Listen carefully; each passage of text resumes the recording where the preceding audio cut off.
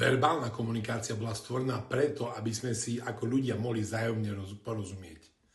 Je základným pilierom nášho dorozumievania, pretože slová sú prvým mostom pochopeniu.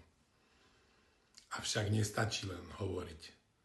Veľmi dôležité je, ako to hovoríme. Intonácia hlasu dokáže prezradiť oveľa viac ako samotné slová. Naša melódia reči, tempo a hlasitosť sú kľúčovými indikátormi našich skutočných pocitov. Stačí malé zaváhanie, zvýšený tón alebo dlhšia pauza a naše podvedomie prezradí, kde sa skrýva pravá emócia. Nezabúdajme ani na reč tela. Naše telo hovorí vždy pravdu. Mimika, tváre, postoj, gestá, rúk, či dokonca smer pohľadu, všetko sú to signály, ktoré naše podvedomie vysiela okoliu. Ak sú naše slová v rozpore s tým, čo cítime vo vnútri, práve naše telo nás prezradí. V partnerskej komunikácii je dôležité byť všímavý k tomu, kde partner zaváha alebo zmení tón.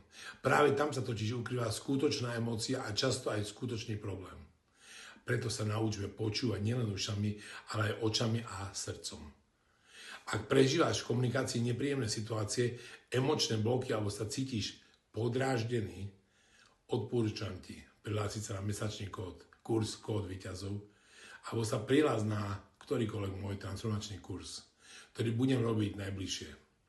Tam môžeš vyriešiť a vyčistiť všetko, čo ti vadí na sebe, na tvojom partnerovi alebo v svojom živote.